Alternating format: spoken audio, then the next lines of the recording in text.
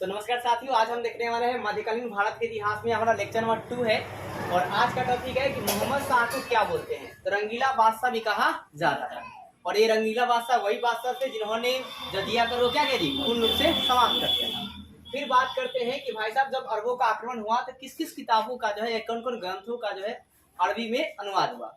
तो किसका किसका हुआ, तो पंचतंत्र का, चरक संहिता का और क्या जी सूर्य सिद्धांत का और सुश्रुत संहिता का जो है अनुवाद अरबी भाषा में किया गया। तो आपसे पूछा जाएगा कि जब भारत पर अरबों का आक्रमण हुआ तो किस किताबों को या किस ग्रंथों को अरबों में अनुवाद किया गया था, अरबी भाषा में अनुवाद किया गया था।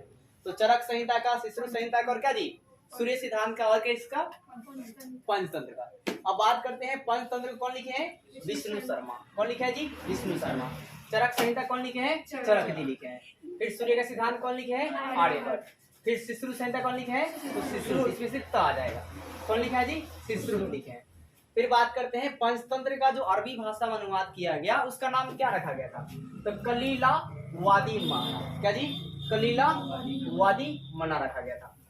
फिर इसके बाद क्या हुआ कि जब अरबों ने सिंध पर आक्रमण किया था तो सिंध में उन्होंने क्या क्या मतलब प्रारंभ किया, तो उन्होंने ऊंट पालने की और खजूर की खेती को प्रारंभ किया। मतलब ऊंट को पाला और क्या क्या जी खजूर की खेती को प्रारंभ किया। फिर भाई साहब चचनामा ग्रंथ के अनुसार मोहम्मद बिन कासिम की जो है क्या जी हत्या कर दी जाती है। मतलब वो कैसे मरते तो उनका हत्या जो है किया जाता है। फिर जब सिंध पर आक्रमण के पहले वहाँ का राजा जो है कौन था, तो गुर्जर क्या जी प्रतिहार वंश था। वहाँ पे कौन सा वंश राज कर रहा था, तो गुर्जर क्या जी प्रतिहार वंश। अब ये जो वंश था वो क्या था, बहुत ही पावरफुल था, बहुत ही शक्तिशाली था। इसलिए अरबों का जो विस्तार है सिंध से बाहर नहीं हो पाया। ठीक है। फिर बात करते हैं गुर्जर प्रतिहार वंश के संस्थापक कौन थे, तो नागभट्ट प्रथम थे। कौन थे, नागभट्ट प्रथम। और गुर्जर प्रतिहार वंश के सबसे शक्तिशाली राजा का नाम क्या था, तो महिर भोज था। क्या था जी, महिर भोज था। ठीक है। फिर आपका है क्या कि देखिए मुल्तान, तो हमने आपको बताया था कि मतलब मोहम्मद बिन कासिम ने मुल्तान को जीता था और मुल्तान को क्या बोला था जी, स्वर्ण नगरी कहा गया। क्या कहा गया, स्वर्ण नगरी, क्योंकि यहाँ सोना बहुत ज्यादा मिले थे। अब देखिए मुल्तान और सिंध दोनों में आपका है क्या अरबी लोग जो है अस्थायी रूप से रहने लगे, मतलब परमानेंट वहाँ बसने लगे। और जब बसे तो एक नए संप्रदाय का उदय हुआ जिसका नाम क्या था जी, करमातिया। क्या नाम था जी, करमातिया। तो आपसे पूछा जब अरब जो है सिंध पर आक्रमण करते हैं, मुल्तान को जीत लेते हैं और सिंध और क्या जी अरब में सिंध और क्या जी मुल्तान में जब बसते हैं और अस्थायी रूप से बस जाते हैं तो किस संप्रदाय का उदय होता है, तो करमातिया। किसका जी, करमातिया संप्रदाय का उदय होता है। फिर आगे देखिए जब सिंध पर आक्रमण हुआ था तब कश्मीर में किस वंश का शासन था, तो लोहार वंश का। किस वंश का जी, लोहार वंश का। किसका शासन था, लोहार वंश। आपको कमेंट करके बताना है कि लोहार वंश का संस्थापक कौन था। फिर आपका है दोस्तों कि चीन के में जो छपाई का काम हुआ था, सबसे पहले छपाई का काम जो है प्रिंटिंग मशीन का काम जो है ये छापा खाना कहाँ से आया था, तो कहाँ से, चीन से। अब ये चीन से जो है भाई साहब ये यूरोप जो है इसको कौन पहुंचाया, तो अरबों ने पहुंचाया।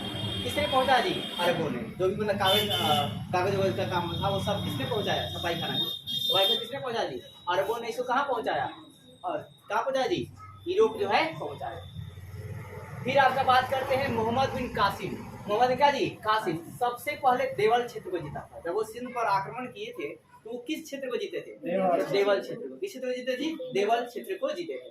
फिर इसके बाद हुआ क्या था कि एक ब्राह्मणवाद अभियान के द्वारा, मतलब ठीक है सिंध क्षेत्र में जब आक्रमण किए तो ब्राह्मणवाद अभियान के द्वारा मोहम्मद बिन कासिम जो होता है क्या कि दाहिर की सेकंड पत्नी, ठीक है, द्वितीय पत्नी जो विधवा थी, ठीक है, और फिर आपका दो डॉटर को, ठीक है, दो पुत्री को, ठीक है, दो पुत्री को और परमल देवी को, परमल क्या जी, देवी को बंदी बना लेता है और बंदी बनाकर उसे खलीफा भेज देता है। कहाँ भेज देता है उनको, खलीफा भेज देता है। अब जब खलीफा भेज देता है तो इसी कारण आपका होता है क्या है कि यहाँ पर जो मोहम्मद बिन कासिम है इनकी जो है हत्या होती है। क्या था जी, यही हत्या के कारण बनते हैं। फिर बात करते हैं साहब ये आपका है क्या दाहिर को जो है कम मारता है, तो रावर अभियान के द्वारा मोहम्मद बिन कासिम जो है दाहिर को कम मारता है। किस अभियान के द्वारा, रावर अभियान के द्वारा दाहिर को मारता है। और दाहिर की सेकंड पत्नी और दो डॉटर, ठीक है, सेकंड पत्नी और क्या जी दो डॉटर को और परमला देवी को उसने बंदी बनाकर कहाँ भेजा, परमल देवी कहाँ भेजा जी, खलीफा में भेज दिया। और यही कारण था किसी का जी आपका इसका हत्या का ये मोहम्मद बिन कासिम की हत्या के कारण था। तो सवाल आपको ये पूछा जाएगा कि किस अभियान के द्वारा, सवाल आप कह रहे हैं किस अभियान के द्वारा मोहम्मद बिन कासिम ने दाहिर की पत्नी, दाहिर की क्या जी द्वितीय पत्नी जो विधवा थी और उनके 2 पुत्री तथा परमल देवी को गिरफ्तार कर लेता है और बंदी बना लेता है, और बंदी बनाने में कहाँ भेजता है, खलीफा भेज देता है। और यही कारण था कि उसकी मृत्यु का कारण बन जाता है। तो किस अभियान के द्वारा, ब्राह्मणवाद अभियान के द्वारा। तो उम्मीद करता हूँ आपको वीडियो अच्छी लगी। वीडियो को लाइक कीजिए और चैनल को सब्सक्राइब कीजिए। और इसी के साथ आपके अरबों का आक्रमण जो है खत्म होता है। और इसके बाद आप ये जो इम्पोर्टेंट ऑब्जेक्टिव है इसको आप देख सकते हैं।